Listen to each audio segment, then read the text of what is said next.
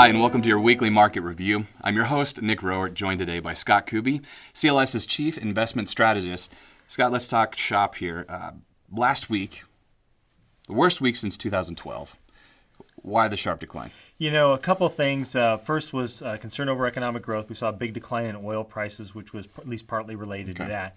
We also saw a few other factors. The markets have been up 7 consecutive weeks. And I think we saw a reaction to the great move. Right. Also, valuations, as we've said many times, are not cheap. They're not real expensive, but they're not great either. Mm-hmm. And then the Federal Reserve has been making some interview noise saying that they may raise rates a little bit sooner, and that all of those contributed to a little negative decline in the market. Okay, so let's jump into oil. Who are the winners? Who are the losers in declining oil prices? Yeah, oil's really interesting. We've seen some slack demand, as I mentioned, from economic growth, and a few other factors, including we're all driving a lot less. Who's been losing has been energy producers, energy-producing countries like Latin America, and also high-yield bonds to a degree. The winners have been the consumer.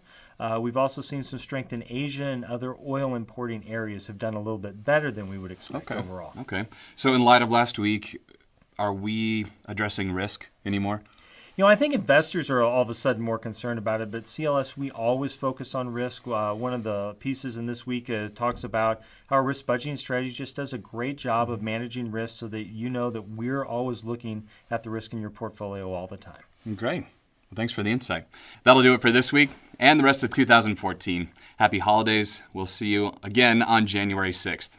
And as always, thank you for your time and trust in CLS Investments.